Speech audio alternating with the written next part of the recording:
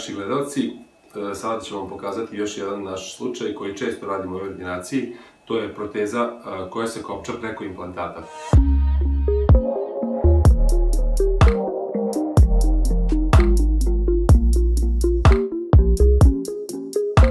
Dosta je čest slučaj da je ta atrofija vilice jako česta i kako sada mi to rešavamo. Evo tu je i snimak u stvari koga sam otvorio i vidite da je vrlo tanka vilična kost u tim bočnim delovima.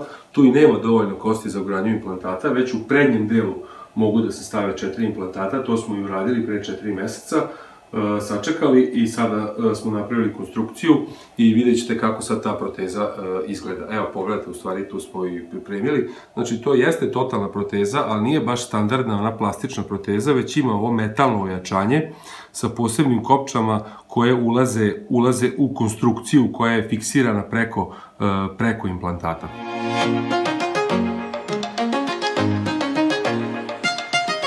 Izuzetno tanka vilična kost, znači tu nema šanse da totalna proteza, ova klasična, bude fiksna.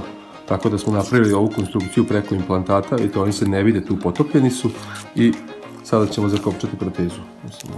Evo, postaviti protezu preko te naše metalne kopče, samo da je ja fiksiram, evo je, ona upadne, evo pogledajte sad ti, pogledajte kako je ona čvrsta, znači ona sad tu neće nikud.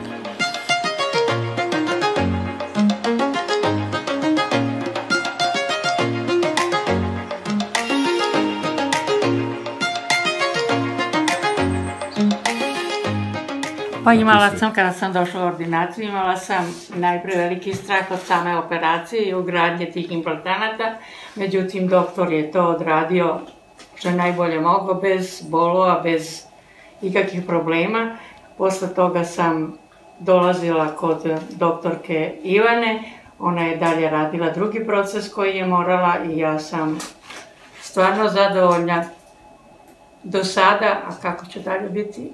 Jeste, vidjet ćemo. Mi smo tu, pa družit ćemo se i dalje. Družit ćemo se i dalje, ako bude potrebno, ja ću doći opet, ali za sada sam stvarno zadovoljna, jer nisam očekivala da će to tako lagano proći kako sam prošla samu operaciju, pa kompletno do kraja.